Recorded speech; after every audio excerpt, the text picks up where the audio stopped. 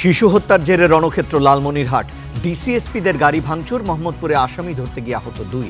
নরসিংদীতে গুলিতে স্কুল ছাত্র নিহত।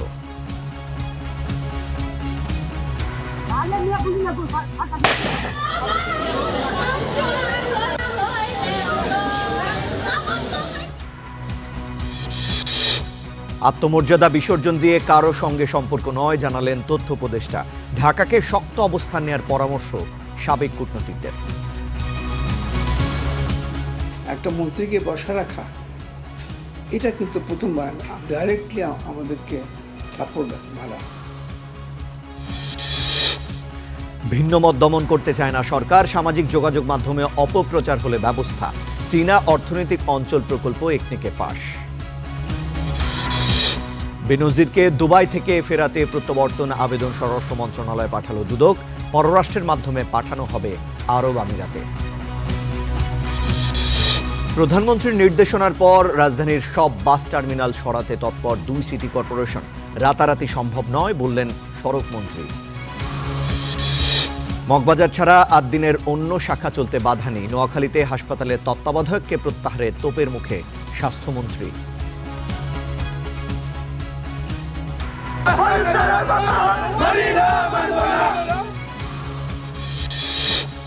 রাতে France Senegal big match. Dark horse নরওয়ের প্রতিপক্ষ ইরাক। শিরোপা ধরে রাখার মিশনে কাল ভোরে মাঠে নামছে মেসির আর্জেন্টিনা।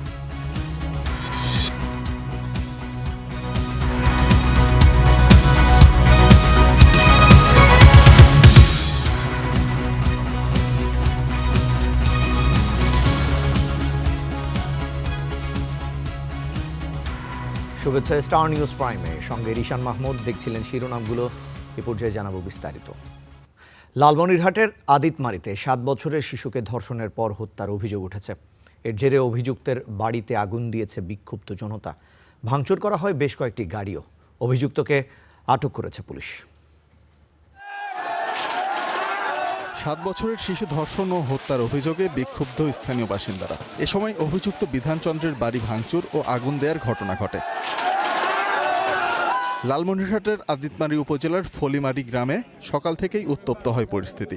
নিখোঁজের একদিন পর মঙ্গলবার সকালে নন্দিনী নামের প্রথম শ্রেণীতে পড়ুয়া শিশুর বস্তাবন্দি মরদেহ বাড়ির পাশের ভুট্টা ক্ষেত থেকে উদ্ধার করে পুলিশ। ক্ষোভে ফেটে পড়ে স্থানীয় বাসিন্দারা। কি এলা উয়ার মনে এলা আসিল এটা তো আমরা জানি না। এখন চাই সুস্থ বিচার বলতে ফাঁসি হোক। সর্বোচ্চ যেটা শাস্তি আমাদের বাংলাদেশ সংবিধানের যে ধারা অনুযায়ী তার মৃত্যুদণ্ড যেটা, সেটা আমাদের সেটা আমরা আশা করি। এ সময় জনতার রোষানলে জেলা প্রশাসক, পুলিশ সুপারের গাড়ি সহ ভাঙচুর করা হয় আরও বেশ কয়েকটি গাড়ি। আইনানুগ প্রক্রিয়া গ্রহণ করার জন্য আমাদের পুলিশ সুপারের নেতৃত্বে একটা পুলিশ টিম যায় সেখানে, কিন্তু জনগণ সেখানে আনরুলি হয়ে তাদেরকে আইনানুগ কার্যক্রম করতে বাধা প্রদান করে। সেই প্রেক্ষিতে আমরা পরবর্তীতে বিজিবি এবং জেলা প্রশাসন ওনার কর্মকর্তা, উপজেলা নির্বাহী অফিসার আমরা সেখানে যাই। সরকারি সম্পত্তির উপরে যখন অ্যাটাক করলো, আমাদেরকে যখন অ্যাসল্ট হলো, তখন আমরা সরকারি সম্পত্তি এবং জানমালের নিরাপত্তা নিশ্চিতের জন্য আমরা জাস্ট সাউন্ড গ্রেনেড ব্যবহার করি। এ ঘটনায় এরই মধ্যে আদিতমারি থানার ভারপ্রাপ্ত কর্মকর্তাকে প্রত্যাহার করা হয়েছে। পরিস্থিতি নিয়ন্ত্রণে মোতায়েন করা হয়েছে পুলিশ ও বিজিবি। পাশাপাশি ময়নাতদন্তের জন্য শিশু নন্দিনীর মরদেহ পাঠানো হয়েছে মর্গে। Desk report, star news. পূর্বশত্রুতার জেরে দুপক্ষের সংঘর্ষে ফের রণক্ষেত্র নরসিংদী রায়পুরা। হয়েছে গোলাগুলিও। এতে এক স্কুল ছাত্র নিহত হয়েছে। আহত হয়েছে বেশ কয়েকজন। তাদের মধ্যে কয়েকজনকে গুরুতর অবস্থায় আনা হয়েছে ঢাকায়। হাতে হাতে আগ্নেয়াস্ত্র, মাথায় হেলমেট, তারপর প্রতিপক্ষের সাথে লড়াই, গোলাগুলি।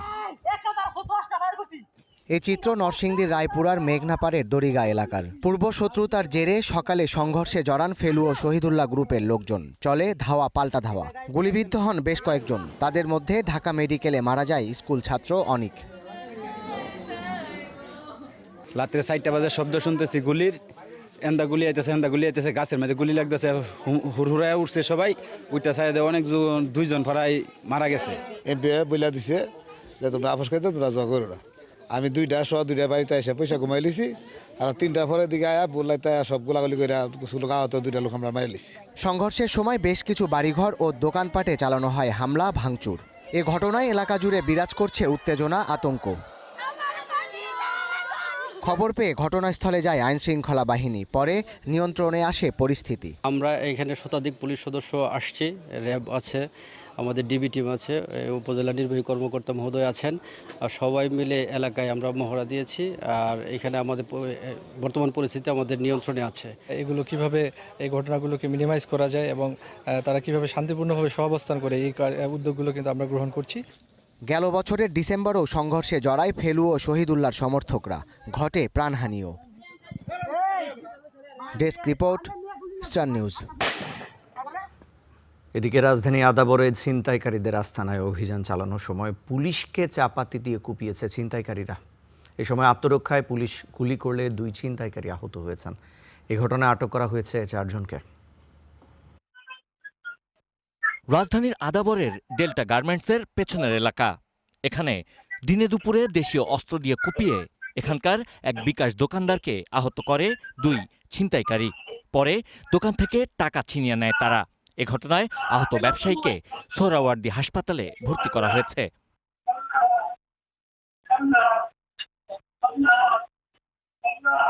সকালের ছিনতাইয়ের বিষয়টি পুলিশের নজরে আসলে তাদের ধরতে অভিযানে নামে তারা।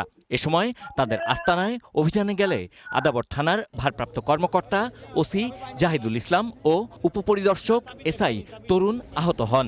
পরিস্থিতি নিয়ন্ত্রণে পুলিশের পাল্টা গুলিতে 2 ছিনতাইকারী রুবেল ওরফে চোরা রুবেল এবং আমির ওরফে কানা আমির গুলিবিদ্ধ হয়। ভিতরে আমি গিয়ে ওরা 4 জন, আমাকে দেখার সাথে সাথে ওই রুবেল করে একটা আছে, ওর মাজার ভিতরে চাপাতি ছিল, ওখান থেকে বের করে আমার উপরে মাথার উপরে কোপ ছাড়ে। তখন আমি আমার হাত দিয়ে ঠেকাই ওরে আমি ধরে ফেলাই। তখন আর বাকি যে 3 জন দ্রুত ওরা আমার প্রতি যখন অ্যাটাক করার জন্য আসে, আমি দ্রুত তখন আমার হাতে যে পিস্তল ছিল পিছনে আমি গুলি করি আত্মরক্ষার্থে। রুবেলের হাতে চাপাতি ওরে স্যার এরকম জড়াইয়া ধইরে পিছনে যে খাটের উপরে শুয়ে পড়ছে। তো ওর পরে ওর চাপাতিটা আবার দিছে আমিরের হাতে। তো আমির, ও তো 4 জন, তো আমি আমিরকে ধরছি, আমির সাথে সাথে আমার কোপ দেওয়ার পরে আমি আমিরকে আবার পিছনে ঘুরাইয়ে ওর মানে গলায় আমি এইভাবে হাত দিয়ে পেঁচ দিয়ে ধরে আমি শুয়ে পড়ছি নিচে। শুয়ে পড়ায় এর মধ্যে আমার এই যে পেশা অফিসাররা ছিল ওরা ঢুকে গেছে। তাদেরকে আটক করে পুলিশ। এছাড়া পুলিশি অভিযানে কাশেম ও জয় নামে আরও 2 ছিনতাইকারীকে আটক করা হয়। এই ছিনতাইকারীরা আদাবরের চিহ্নিত সন্ত্রাসী কবজিকাটা আনোয়ার গ্রুপের সদস্য বলে জানায় পুলিশ। আমাদের ভারপ্রাপ্ত কর্মকর্তা এবং একজন এসআই আহত হন এবং এই প্রেক্ষিতে যখন তারা নিজের জীবন রক্ষার্থে বা তারা যখন আবার চড়াও হচ্ছিল, তখন একটা পর্যায়ে তাদের নিবৃত্ত করার জন্য আগ্নেয়াস্ত্র ব্যবহার করে এবং এতে 2 জন গুলিবিদ্ধ হয়, হাঁটুতে গুলিবিদ্ধ হয় তারা। এবং এরই প্রেক্ষিতে তাদেরকে হসপিটালাইজ করা হয়েছে। এখন তারা সুস্থ আছে এখন পর্যন্ত। এ ঘটনায় জড়িত বাকিদের গ্রেপ্তারে চলছে অভিযান। Sabbir Ahmed, star news, Dhaka. দিল্লি বিমানবন্দরে অসৌজন্যমূলক আচরণের প্রতিবাদ জানাতেই তাৎক্ষণিক সিদ্ধান্তে দেশে ফিরেছেন বলে জানিয়েছেন প্রধানমন্ত্রীর তথ্য উপদেষ্টা জাহিদুর রহমান। দুপুরে সচিবালয়ে তিনি জানান, আত্মমর্যাদা বিসর্জন দিয়ে কোনো দেশের সঙ্গে সম্পর্কে যাবে না ঢাকা। তবে তার আশা, বাংলাদেশের প্রতি আরও আন্তরিক হবে ভারত। ভারতের দিল্লি বিমানবন্দর সরকারি সফরে যোগ দিতে রোববার বিকেলে সেখানে পৌঁছান প্রধানমন্ত্রীর তথ্য উপদেষ্টা জাহিদুর রহমান। প্রায় 2 ঘন্টা বিমানবন্দরে তাকে বসিয়ে রাখেন ইমিগ্রেশন কর্মকর্তারা। এর প্রতিবাদে সফর বাতিল করে কলম্বো হয়ে দেশে ফেরেন তিনি। আপনারা খেয়াল করেছেন হয়তো আমাদের এইচপিএম। এর একদিন পর দিল্লির ঘটনা গণমাধ্যমের সামনে তুলে ধরলেন সচিবালয়। বলেন, সেখানে তার সঙ্গে সঠিক ব্যবহার করা হয়নি। আমি ম্যালট্রিটেড হয়েছি, আমার সাথে সঠিক বিহেভ করা হয় নাই। কারণ আমি যখন যাব এই তথ্য জানানো হয়েছিল। আমাকে নিয়ে যদি কোনো সমস্যা থেকে থাকে সেই সমস্যা তারা সমাধান করা অথবা অবজেকশন আগে দেয়া, এরকম কিছু হলেই হয়তো হতো, কিন্তু না, যেটা ঘটলো সেই কারণেই আমাকে দেরি করানো হচ্ছে। আমাকে যেভাবে রাখা হয়েছে, বসানো হয়েছে, সেটা আমার কাছে সঠিক মনে হয়নি। এবং আমাদের হাই কমিশনারকে আমি দেখেছি, তিনি বিভিন্ন পর্যায়ে যথেষ্ট চেষ্টা করছেন। এমন না যে 2 ঘন্টা আমি এমনি বসে আছি, তারা চেষ্টা করছেন। আমাদের হাই কমিশনারও যখন চেষ্টা করছেন এবং এটা যখন সলভ হচ্ছিল না দেখলাম, তখন আমার মনে হলো ইটস বেটার টু রিটার্ন। এই ঘটনার পর বাংলাদেশের সরকারের প্রতি ভারত আরো আন্তরিক হবে আশা করে জাহিদুর রহমান বলেন, বাংলাদেশ তার আত্মমর্যাদা বিসর্জন দিয়ে কোনো দেশের সঙ্গে সম্পর্ক গড়বে না। প্রত্যেকটা দেশের সাথে আমাদের পারস্পরিক স্বার্থ সংশ্লিষ্ট বিষয়ে এনগেজমেন্ট হবে এবং সেটা কোনোভাবেই রাষ্ট্রের আত্মসম্মান আত্মমর্যাদা বিকিয়ে দিয়ে বা আমার ক্ষতি করে কাউকে কোনো সুবিধা দেয়া, এই নীতিতে এই সরকার কোনো দেশের সাথে, আমি আবারও বলছি এটা শুধু ইন্ডিয়া না, কোনো দেশের সাথে এই সরকার যাবে না। আমি এক্সপেক্ট করব এই ঘটনার প্রভাব দুই দেশের ভবিষ্যৎ এনগেজমেন্টের জন্য, আমি এনগেজমেন্ট কথাটা বলছি, আর এই ধরনের সম্পর্কের ক্ষেত্রে এনগেজমেন্ট ইজ ইম্পর্টেন্ট, এনগেজমেন্টের ক্ষেত্রে প্রভাব পড়বে না। বাংলাদেশকে চাপে ফেলতে নয়, ভারতের অভ্যন্তরীণ রাজনৈতিক দ্বন্দ্বেই পুশিনের ঘটনা ঘটছে বলে মনে করেন ডাক্তার জাহিদুর রহমান। এটা যে বাংলাদেশকে চাপে ফেলার উদ্দেশ্যে করা হচ্ছে আমি সেটা মনে করি না। নাঈম আবির, স্টার নিউজ, ঢাকা। এদিকে দিল্লি বিমানবন্দরে প্রধানমন্ত্রীর তথ্য উপদেষ্টাকে হেনস্থার ঘটনা নজিরবিহীন বলছেন সাবেক কূটনীতিকরা। তাদের মতে প্রতিবেশী দেশের মাটিতে এমন অসৌজন্যমূলক আচরণ মোটেই বিচ্ছিন্ন ঘটনা নয়। ঘটনাটিকে ছোট করে না দেখে শক্ত অবস্থান নেওয়ার পরামর্শ দিচ্ছেন তারা। ভারত মহাসাগরীয় আঞ্চলিক সহযোগিতা সংস্থা IOR-এর বৈঠকে বাংলাদেশ প্রতিনিধি দলের নেতৃত্ব দিতে দিল্লিতে যান প্রধানমন্ত্রীর উপদেষ্টা ডাক্তার জাহিদুর রহমান। তবে তাকে দিল্লি বিমানবন্দরে বাধা দেয় ভারতীয় ইমিগ্রেশন কর্তৃপক্ষ। আমি ম্যালট্রিটেড হয়েছি, আমার সাথে সঠিক বিহেভ করা হয় নাই। এমন ঘটনাকে নজিরবিহীন বলছেন সাবেক এই কূটনীতিক। এয়ারপোর্টের অত্যন্ত অনাকাঙ্ক্ষিত, দুঃখজনক এবং অগ্রহণযোগ্য ঘটনাটি মাননীয় উপদেষ্টাকে নিয়ে। তো এগুলোর প্রভাব আসলে বাইল্যাটারাল রিলেশনশিপ, যেটা ওভারঅল দ্বিপাক্ষিক যে সম্পর্ক, সেটির উপরে পড়ে। পুশিন সহ নানা ইস্যুতে আগ্রাসী ভূমিকায় রয়েছে ভারত। দিল্লিতে ডাক্তার জাহেদের ঘটনাও তারই অংশ, এমনটাই মনে করছেন কসোভোতে জাতিসংঘের সাবেক আঞ্চলিক প্রশাসক SM রাশেদ আহমেদ চৌধুরী। যত সম্পর্ক টানাপোড়া হয়, কিন্তু একটা মন্ত্রীকে বসা রাখা এটা কিন্তু প্রথমবার আমার জানা মতে। তো এটা হচ্ছে যে একটা ডাইরেক্টলি আমাদেরকে থাপ্পড় মারা। ইন্ডিয়া কি এত ইমেচিউর হয়ে গেছে ডিপ্লোমেসিতে? ঘটনাটিকে ছোট করে না দেখে শক্ত অবস্থান নেওয়ার পরামর্শ দিচ্ছেন সাবেক কূটনীতিকরা। ভারতের এই ধরনের নেতিবাচক কাজগুলোর জন্যে আস্থার একটি সংকট তৈরি হয়েছে এবং এই সংকটটি গত পরশুদিনের যে ঘটনা মাননীয় উপদেষ্টাকে নিয়ে, এই আস্থার সংকটটি আরও বেড়ে যাচ্ছে। আমরা বলি ইংলিশে, what is mind is mind, what is years let us negotiate. এটা মানে আমার এটা আমি রাখবো, আর তোমারটা যেটা আছে সেটা নিয়ে আমি আলোচনা করব। ওই সম্পর্ক আমাদের জনগণ প্রত্যাহার করেছে, এটা হবে না। তার একটা মানুষ খুবই ফার্ম, জাতীয় স্বার্থ। কূটনীতিকরা বলছেন, দিল্লি বিষয়টির সঠিক ব্যাখ্যা না দিলে দেশের মানুষের মনে ভারত বিদ্বেষ আরও বাড়বে। Mahmudul Hasan, star news, Dhaka. নেই পানি, নেই খাবার। রোদ বৃষ্টির মাঝে কুড়িগ্রামের সীমান্তের শূন্য রেখায় 3 দিন ধরে আটকা 9 জন। তাদের মধ্যে নারী ও শিশু আছে। এছাড়া নতুন করে 2 জনকে পুশিনের চেষ্টা হয়েছে বলে জানা গেছে। কুড়িগ্রামের রৌমারী সীমান্তের শূন্যরেখা, বিএসএফের পুশিন চেষ্টার পর এভাবেই 3 দিন ধরে আটকে আছেন নারী শিশুসহ 9 জন। নেই খাবার, পানি। রোদ বৃষ্টির মাঝে মানবেতর দিন কাটাচ্ছেন তারা। বাচ্চা এদিক সেদিক যাইতে পারছে না, বাচ্চা একটু চলাফেরা করতে পারছে না। শুধু বাচ্চা না, মহিলাও এদিক সেদিক যাচ্ছে না। তাদের লজ্জাস্থানের তো একটা হেফাজত দরকার। 10টার পরে আমরা দেখলাম আকাশে অনেক বজ্রমেঘ, সেই সঙ্গে বজ্রবৃষ্টি হয়েছিল গতকাল রাত্রে। শিশুটা সারা রাত প্রায় কান্নাকাটি করেছিল, আমরা লক্ষ্য করেছিলাম। এবং বৃষ্টির সময় আমরা আমাদের নিজের ত্রিপাল এবং ছাতা ছিল, যতটুকু সামর্থ্য ছিল আমরা তাদেরকে দিয়ে নিরাপদে রাখার চেষ্টা করেছিলাম। 9 জনের মধ্যে গয়টাপাড়া এলাকায় আছেন 6 জন, আর ভন্দুরচরে আটকা আছেন 3 জন। বিজিবি ও বিএসএফ এর দফায় দফায় বৈঠকেও হয়নি কোনো সমাধান। ওরা কিভাবে আছে, অনেক কষ্টে দুঃখ যন্ত্রণায় আছে। আমারও তো ছোট বাচ্চা আছে, আমাদেরও তো ভুন্ডা প্রাণ অনেক কাঁদতে আছে। ভারতের বিএসএফ এরা গুলির ভয় দেখায়, সমস্যা দেখায়। এর মাঝে জামালপুর ও চাঁপাইনবাবগঞ্জ সীমান্ত দিয়ে 2 জনকে পুশিনের চেষ্টা করা হয়েছে। বাধা দিয়েছে বিজিবি, সাথে গ্রামবাসীও। গত 2 সপ্তাহে 6 জনকে পুশিনের চেষ্টা করা হয়েছে ঝিনাইদহের মহেশপুর সীমান্তে। তারপর থেকে সতর্ক অবস্থানে বিজিবি।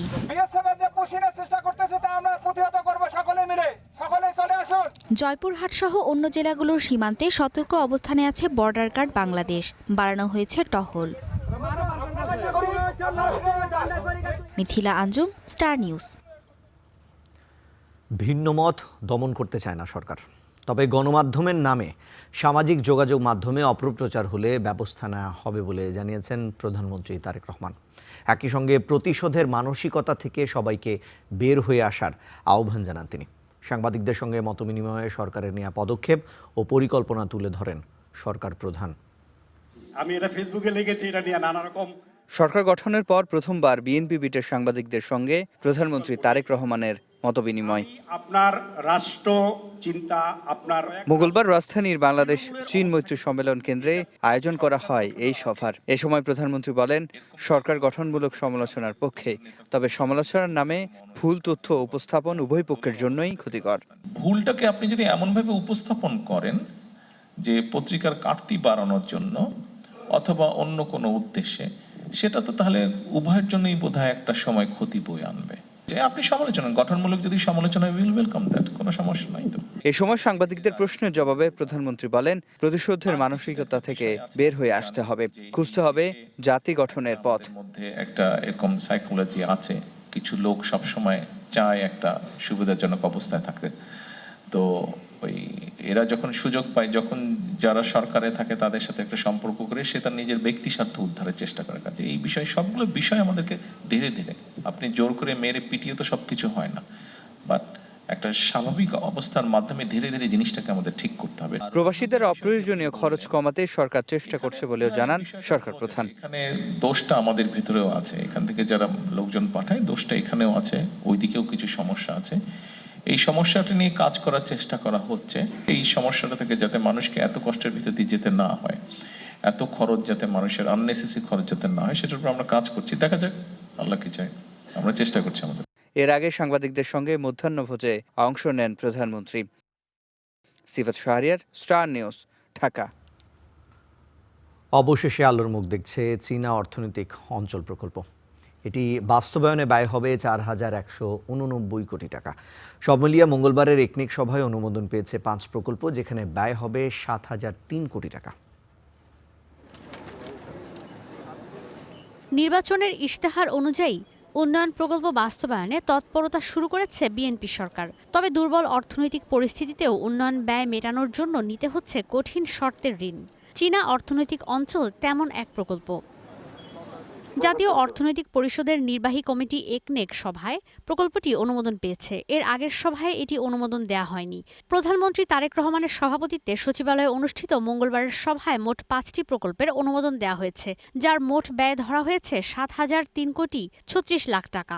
এর মধ্যে সরকারের নিজস্ব অর্থায়ন 4,536 কোটি 10 লাখ টাকা এবং প্রকল্প ঋণ 2,467 কোটি 26 লাখ টাকা। Supporting infrastructures project for Chinese economic and industrial zone, চট্টগ্রামের আনোয়ারাতে যে চাইনিজ ইকোনমিক জোন আছে, সেটার যে সাপোর্টিং ইনফ্রাস্ট্রাকচার, সেটা তৈরির একটি প্রকল্প প্রস্তাব বাংলাদেশ সরকারের আংশিক অর্থায়নে এবং বাকিটা বিদেশি ঋণে, চীনের ঋণে এই প্রকল্পটি হবে। একনেক সভা শেষে পরিকল্পনা মন্ত্রণালয়ের সভা পরবর্তী সংবাদ সম্মেলনে প্রতিমন্ত্রী জানান, সরকার সুনির্দিষ্ট রোড ম্যাপ ও নির্বাচনী ইশতেহারকে সামনে রেখেই কাজ করে যাচ্ছে। চলমান প্রজেক্টগুলো যেগুলো আমাদের ইনহেরিট করতে হয়েছে, সরকারকে তো এক ধরনের ধারাবাহিকতা রক্ষা করতে হয় ন্যূনতম, সেই জায়গায় যে চলমান প্রকল্পগুলো আছে সেইটার বিচার বিশ্লেষণ এবং নতুন প্রকল্পগুলোকে পুনঃসজ্জিত করা, এটা যে নির্বাচনী ইশতেহার আছে তার সাথে এটাকে অ্যালাইন করা।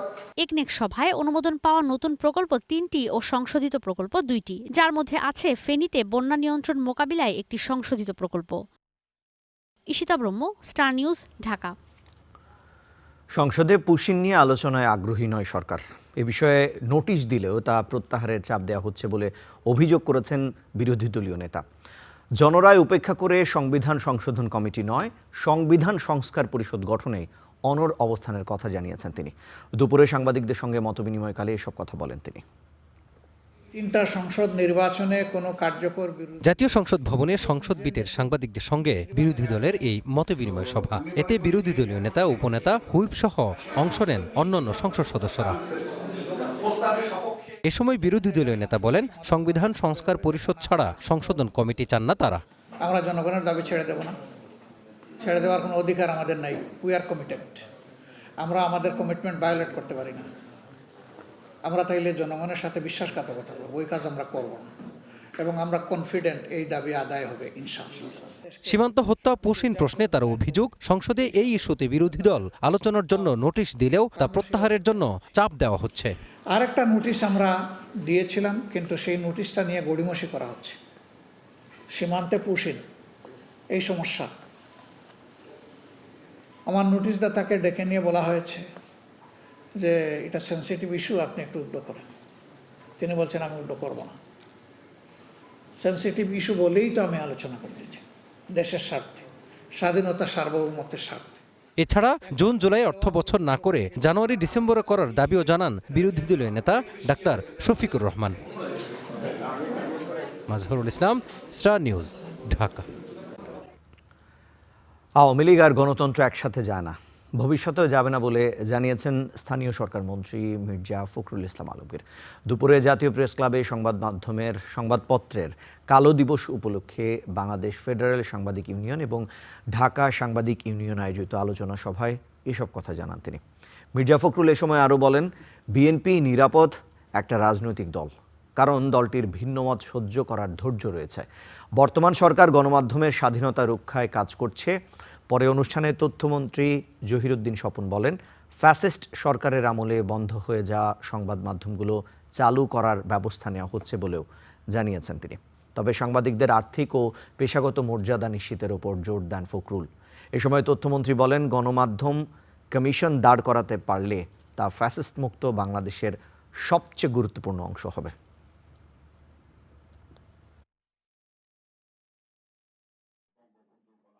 দায়িত্বে আসার পরে পরে যে ঘোষণাগুলো তিনি দিয়েছেন, সেই ঘোষণার মধ্যে কিন্তু আপনাদের সংবাদ মাধ্যমের স্বাধীনতাকে নিশ্চিত করার ব্যাপারটা তিনি বারবার করে বলেছেন। বন্ধ হয়ে যাওয়া যে সমস্ত সংবাদ মাধ্যমগুলো রয়েছে, দৈনিক বাংলা, টাইমস, এগুলোকে চালু করার জন্য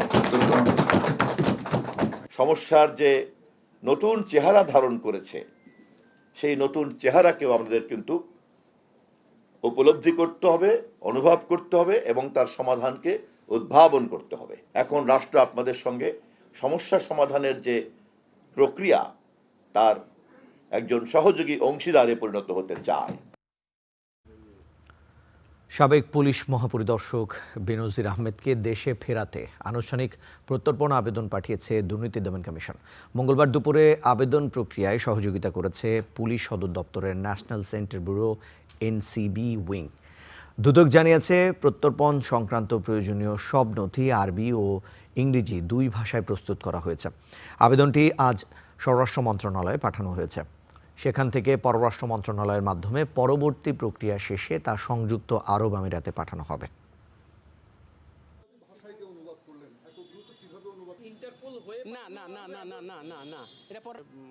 এক্সট্রাডিশন প্রপোজাল মানে প্রত্যাপন্ন যে পত্র, সেটা পাঠানো হয়েছে।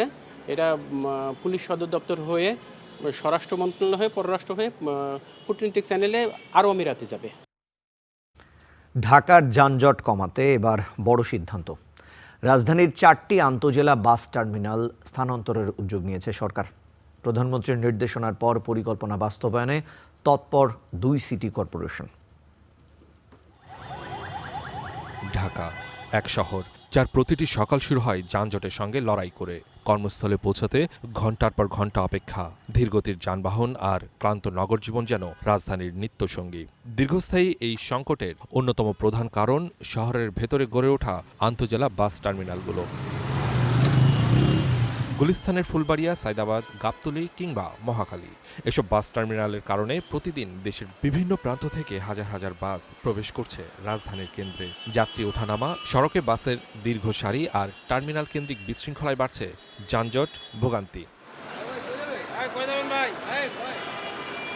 বছরের পর বছর আলোচনার পর এবার সেই চিত্র বদলাতে বড় উদ্যোগ নিয়েছে সরকার। রাজধানীর 4টি প্রধান আন্তজেলা বাস টার্মিনাল শহরের বাইরে সরিয়ে নেয়ার পরিকল্পনা বাস্তবায়ন করতে নড়েচড়ে বসেছে কর্তৃপক্ষ। দ্রুত এই কার্যক্রমগুলো পরিবহন ফেডারেশন আছেন এবং বিআরটি এর চেয়ারম্যান সহ তারা উদ্যোগ গ্রহণ করে সেই কাজগুলো করবে, সিটি কর্পোরেশন তাদেরকে সহযোগিতা করবে। নতুন পরিকল্পনায় ফুলবাড়িয়া বাস টার্মিনাল স্থানান্তরিত হবে কেরানীগঞ্জে, সায়দাবাদ যাবে কাঁচপুরে, গাবতলী সরবে হেমায়েতপুরে। মহাখালী বাস টার্মিনালগুলোর বাসগুলো পর্যায়ক্রমে স্থানান্তর করা হবে পূর্বাচলের অস্থায়ী ডিপোতে।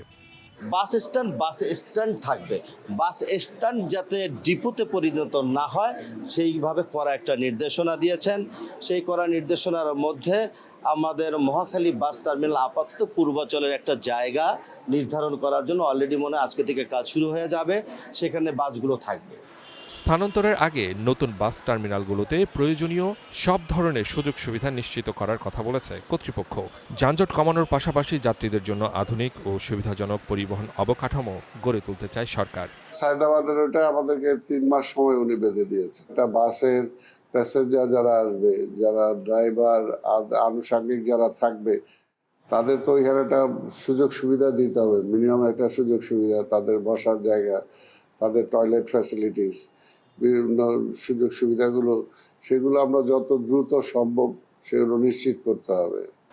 বিগত আওয়ামী লীগ সরকারের আমলে কয়েক দফা এই 4 টার্মিনাল সরানোর কথা বলা হলেও বাস্তবে হয়নি কিছুই। আর তাই এবার অন্তত পরিকল্পনা নয়, সত্যিকার অর্থেই এর বাস্তবায়ন চায় রাজধানীবাসী।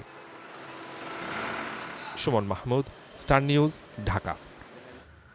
সড়কের শৃঙ্খলা ফেরাতে ঢাকার 4টি আন্তনগর বাস টার্মিনাল শহরের বাইরে ধাপে ধাপে স্থানান্তর করা হবে বলে জানিয়েছেন সড়ক পরিবহন ও সেতুমন্ত্রী শেখ রবিউল আলম।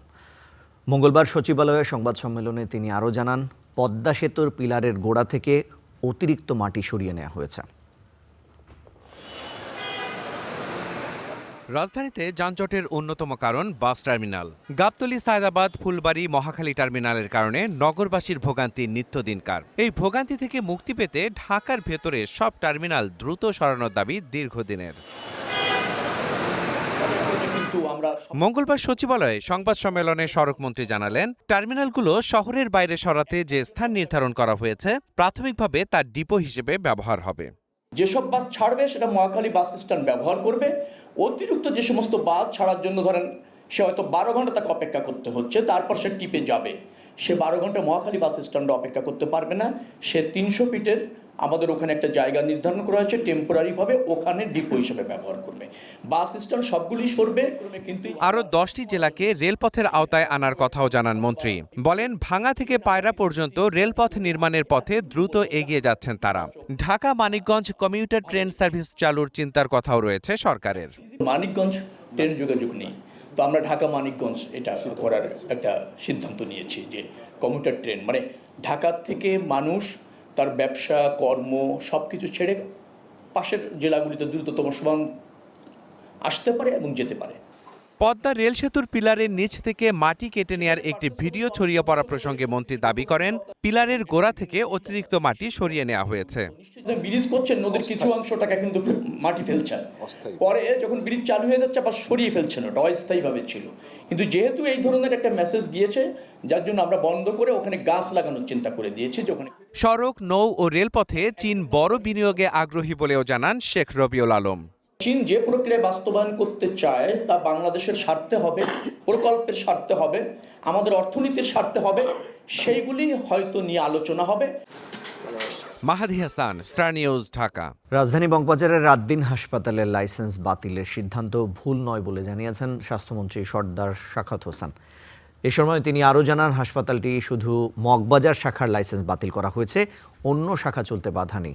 সোমবার রাজধানীর হোলি ফ্যামিলি হাসপাতালে আয়োজিত এক অনুষ্ঠানে এসব কথা বলেন তিনি। এ সময় স্বাস্থ্যমন্ত্রী বলেন, মগবাজারের রাতদিন হাসপাতালের ভেতরের পরিবেশ ছিল দম বন্ধকর।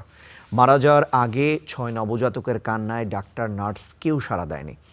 অল্প সময়ের ব্যবধানে মৃত্যু হয় নবজাতকগুলোর। এমন হাসপাতালের লাইসেন্স বাতিলের সিদ্ধান্ত সঠিক।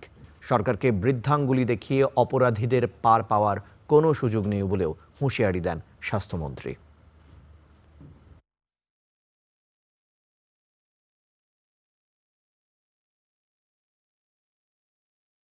আমরা যে শোকজটা করেছিলাম ওইখানে নাম্বারটা ইনঅ্যাডভার্টেন্টলি একটা clerical mistake, that is not acceptable in the eye of law. আমরা যেটা লাইসেন্স বাতিল করেছি সেখানে নাম্বার দেওয়ার দরকার পড়ে না, আমরা বলছি হাসপাতালের লাইসেন্স বাতিল করেছি। এক্স্যাক্টলি এই ওয়ার্ডটা আছে এই সেন্টেন্স, কারণ আদালত জানে কি নির্মমভাবে মানে 6টা শিশু কি নির্মম পরিস্থিতিতে তারা মারা গিয়েছে। ইট ওয়াজ এ ভেরি সেন্সিটিভ ইস্যু, আদালত জানে। আমার বিশ্বাস এই বেনিফিট আদালত ওনাদেরকে দিবেন না, কারণ একটা ফৌজদারি মামলা হয়েছে ওনাদের বিরুদ্ধে ডিসি স্টের পক্ষ থেকে।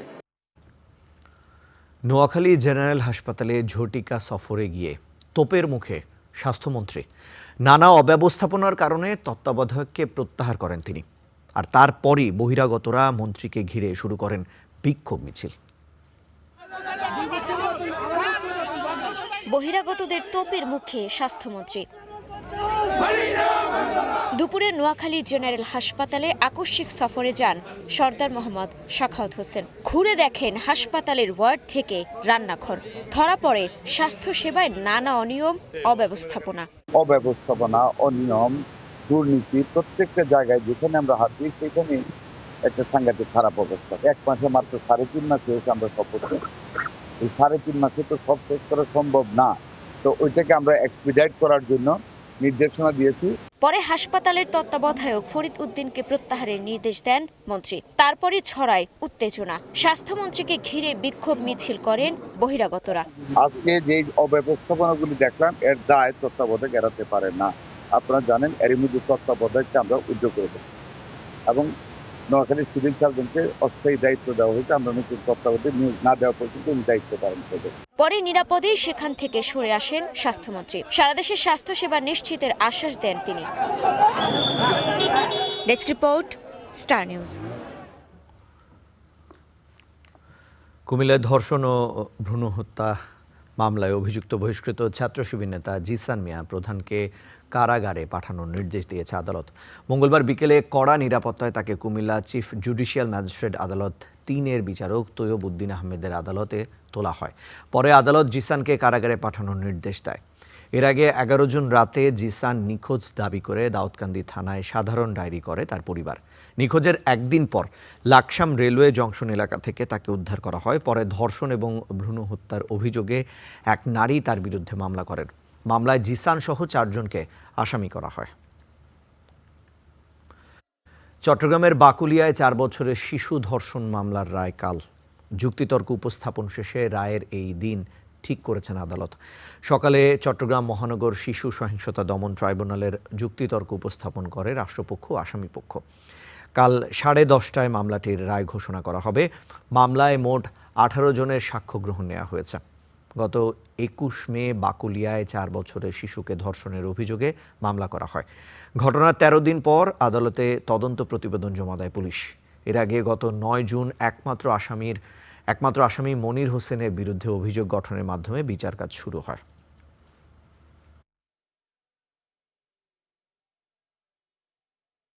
রাষ্ট্রপক্ষে আমরা 18 জন সাক্ষীকে সন্দেহাতীতভাবে আমার অভিযোগের সমর্থনে আমরা প্রমাণ করতে সক্ষম হয়েছি এবং রাষ্ট্রপক্ষ আমরা আসামির সর্বোচ্চ সাজা দাবি করেছি। এক আসামি 18 জন, সাক্ষীর ক্ষেত্রে 18 জন 18 রকম বক্তব্য দাখিল করেছে। এই যুক্তিগুলি আমরা স্যারকে উপস্থাপন করে বেনিফিট অফ ডাউট যেটা বলে আমরা আদালতের কাছ থেকে বেনিফিট ডাউটের হিসাবে আসামি খালাসের জন্য আবেদন করেছি। ভারী বৃষ্টিতে জলাবদ্ধ শিল্পনগরী গাজীপুর। পানিবন্দী ঢাকা টাঙ্গাইল মহাসড়কও প্লাবিত, বাসাবাড়ি, দোকানপাট। অন্যদিকে পানির চাপে বাঁধ ভেঙেছে পটুয়াখালীতে। পানিবন্দী হয়ে পড়েছেন শতাধিক পরিবার। ঢাকা টাঙ্গাইল মহাসড়কে গাজীপুরের কালিয়াকৈর ভারী বর্ষণে জমেছে বৃষ্টির পানি, এতে ব্যাহত যানবাহন চলাচল। বৃষ্টিতে প্লাবিত মৌচাক, শফিপুর সহ বিভিন্ন এলাকাও। বাসাবাড়ি, ব্যবসা প্রতিষ্ঠানে জমেছে পানি, ডুবেছে সড়ক, অলিগলি। এতে বিপাকে পানিবন্দী এলাকার মানুষ। কারো রুমের ভিতরে বুক পানি, কোমর পানি, আঁটু পানি, কারো রুমের ভিতরে মানুষ সমান পানি। বর্তমানে খুবই আমার চলাচল খুবই কষ্টকর। আমাদের পাশে কেউ নাই ভাই, আমরা এখন সব মানে অসহায়। কোনো বাড়িওয়ালা বা কোনো ভাড়া মানে আসেন একটা পৌরসভার লোকজন মানে কেউ আমাদের সাথে মানে আইসা দেখা পর্যন্ত করে না। আমরা অনেকগুলা মানুষ এখানে পানিবন্দী আছি, ড্রেনের কোনো ব্যবস্থা নাই আমাদের এখানে। ড্রেনটা হলে খুব ভালো হয়, আমাদের দোকানপাট, ঘর বাড়ি সবকিছু পানিবন্দী আমরা এখন। পটুয়াখালীর গলাচিপায় বাঁধ ভেঙে প্লাবিত নিম্নাঞ্চল, পানিবন্দী শতাধিক পরিবার। ভেসে গেছে মাছের ঘের, ক্ষয়ক্ষতি হয়েছে আবাদে। এখন আমরা ভোগান্তিতে পড়ছি। ভোগান্তি কিরকম, এখন আমাদের এই মাছের পুকুর তলায় যাইতে আছে, বাড়ি তলায় যাইতে আছে মানুষের, তারপর আমাদের বাচ্চা কাচ্চা চলতে অনেক সমস্যা হয়, আমরা স্কুল কলেজে যাইতে পারতাছি না। এখন আমার বাড়ি ঘর তলায় যাইতে আছে, তারপর এখন 20 দিন আইছে, রাস্তাঘাট সব তলায় যাইতে আছে, বাড়ি ঘর মাছ পুকুরের সব গেছে গা। আমাদের এই রাস্তাটা যদি অতি তাড়াতাড়ি করে একটু সরকার বাইন্ধা দেয় তাহলে আমরা একটু শান্তি পাই। বাঁধ ভেঙে যাওয়ায় একটি সড়কও ঝুঁকির মুখে পড়েছে বলে জানিয়েছে স্থানীয় প্রশাসন। Hasibur Rahman, star news. Virtually সই হলো ইরান যুক্তরাষ্ট্রের সমঝোতা চুক্তি। যুক্তরাষ্ট্রের পক্ষে প্রেসিডেন্ট ট্রাম্প এবং ভাইস প্রেসিডেন্ট জেডি ভ্যান্স আর ইরানের পক্ষে স্পিকার মোহাম্মদ বাকের গালিবাফ এই চুক্তিতে সই করেছেন। শুক্রবারের আগেই প্রকাশ হতে পারে 1.5 পৃষ্ঠার এই চুক্তি। চুক্তি সইয়ের পর হরমুজ প্রণালী আংশিক খুলে দেওয়ার কথা বলেছেন ডোনাল্ড ট্রাম্প। তবে ইরানের বিপ্লবী গার্ড বলছে গেল 96 ঘন্টায় এই পথ দিয়ে কোনো জাহাজ পার হয়নি। আগামী শুক্রবার যুক্তরাষ্ট্র ও ইরানের মধ্যে সমঝোতা চুক্তি স্বাক্ষর হওয়ার কথা, তবে মার্কিন প্রেসিডেন্ট বলছেন এরই মধ্যে ইলেকট্রনিক্যালি সই হয়ে গেছে তা। সিএনএনের প্রতিবেদন অনুযায়ী যুক্তরাষ্ট্রের পক্ষ থেকে প্রেসিডেন্ট ডোনাল্ড ট্রাম্প এবং ভাইস প্রেসিডেন্ট জেডি ভ্যান্স আর ইরানের তরফে স্পিকার মোহাম্মদ বাকের গালিবাফ চুক্তিতে স্বাক্ষর করেছেন। ট্রাম্প বলছেন ইরান নাকি পারমাণবিক অস্ত্র না অর্জন করার ব্যাপারেও রাজি হয়েছে। চুক্তি সইয়ের পর হরমুজ প্রণালী আংশিক খুলে গেছে বলেও দাবি করছেন তিনি। ভাষ্য, শুক্রবারের মধ্যে কোনো টোল ছাড়াই জাহাজ চলাচল শুরু হবে। ট্রাম্পের দাবি, হরমুজ আংশিক খুলে যাওয়ায় তেলের দাম দ্রুত কমে আসছে এবং শেয়ার বাজার রকেটের গতিতে ঊর্ধ্বমুখী হচ্ছে।